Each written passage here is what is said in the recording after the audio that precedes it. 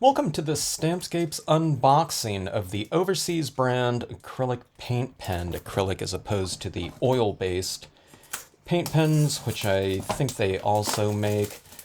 These are the larger size paint pens. It seems like most paint pen manufacturers have both the zero point 0.7 extra fine and the 2 to 3 millimeter bold. I don't know. Sometimes they're called fine tip.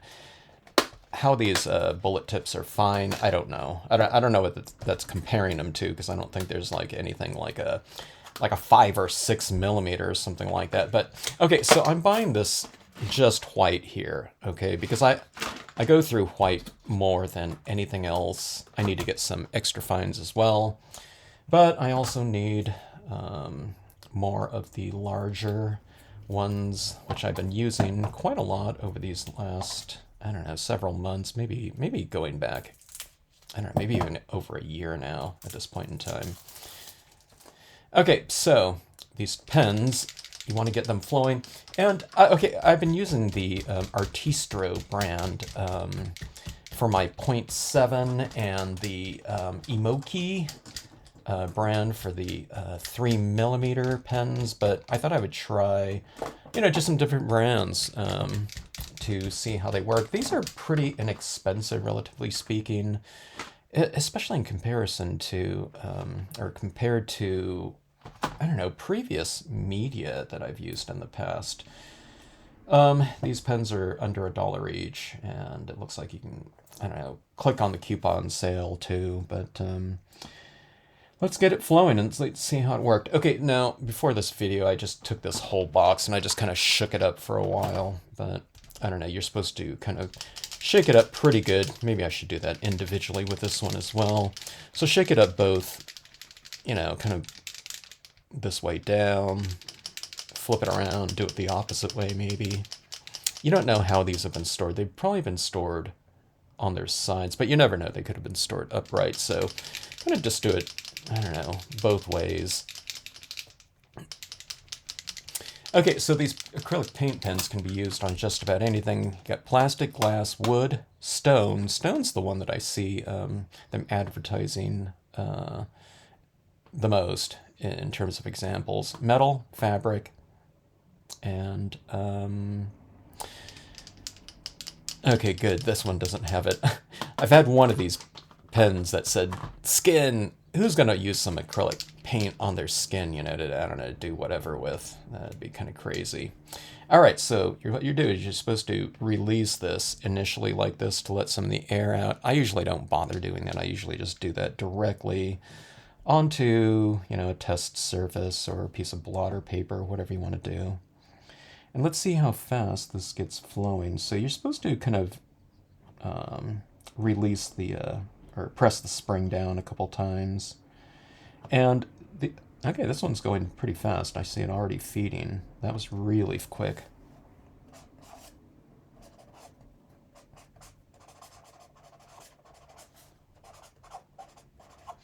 All right, so initially, my initial thoughts. Let's see, let's get this, let's shake this up a little bit more. Now, what I'm looking at right here is the way that I kind of, I don't know, whatever, judge these pens is by opacity, okay? Sometimes, or I don't know, just about every time with acrylic paint pens, it seems like when you add it over something that is darker than it, and if, of course, you're going to be doing that with something white,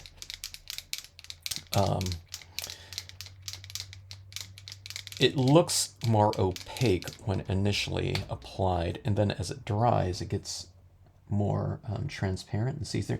So you can see the difference between these dots and this right here. But I don't know, I shook it up more though too, so let's see. Naturally, the slower you go too, the more ink is going to be released probably. But let's just see how this goes. Let's compare like these dots right here in terms of opacity to these ones over here. So this is just some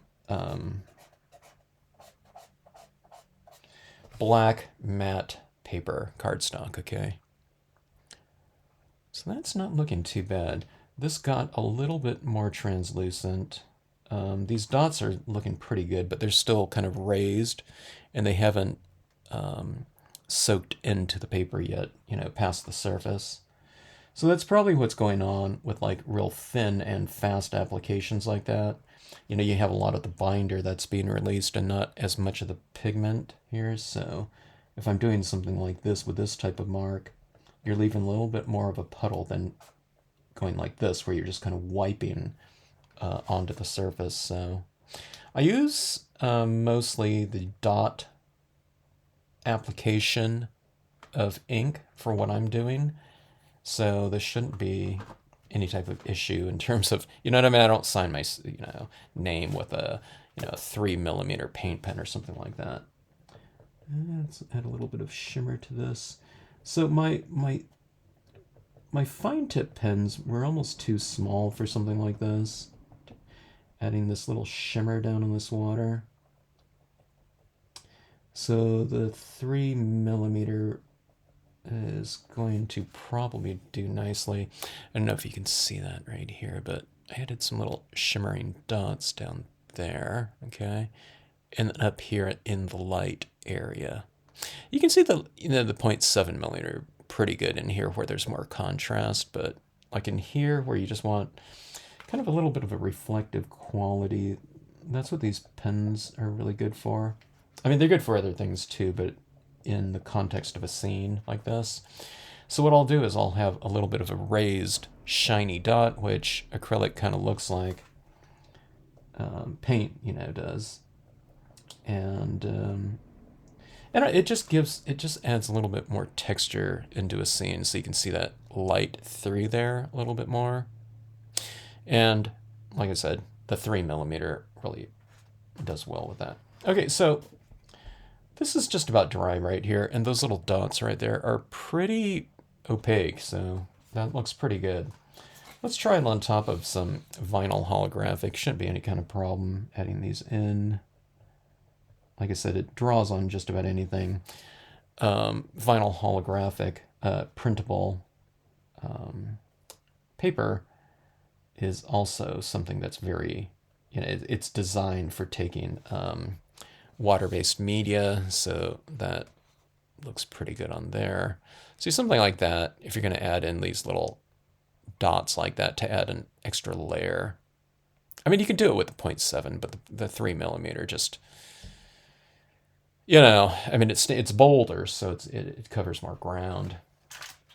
This is a scene that I did not too long ago, but what you can see is a lot of that white down in there, that the lightest of those little dots, they're really translucent in here. So I don't know if I used a lot of the larger 3 millimeter Emoki pens on here. I think it was mostly the 0.7, but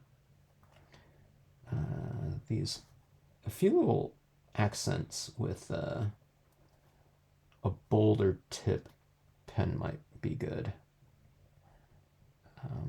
This is just kind of depicting, well, it's depicting flowers, but it's kind of depicting like reflected light as much as anything. So you can see this like that.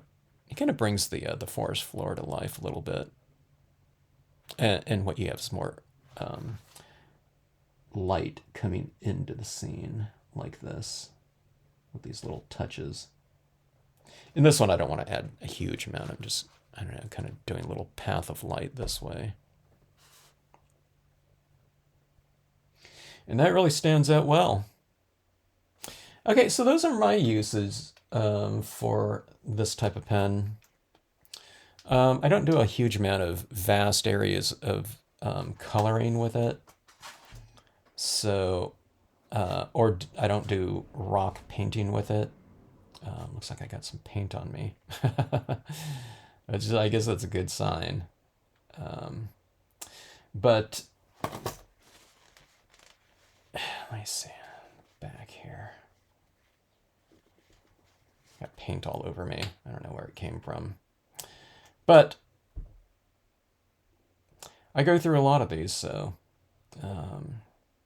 I know eight's quite a bit, but I don't find that these clog up ever. So it should last as long as I have them, I would imagine. Just remember to shake it up every time before usage, and you should be good to go. Now, let's say you don't want as bright of a white like that on somebody. You want it to merge and harmonize with the background a little bit more in terms of a little bit of bleed through. Then just don't shake this up as much, and it becomes a little bit more kind of translucent and a little bit more see-through. Not transparent, but just kind of moving towards on the spectrum of opacity and transparency, a little bit more towards transparency. So, okay, so fun stuff.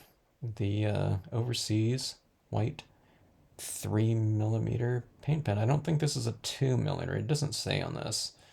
Every time it says 2 to 3, though, I'm assuming it's a 3.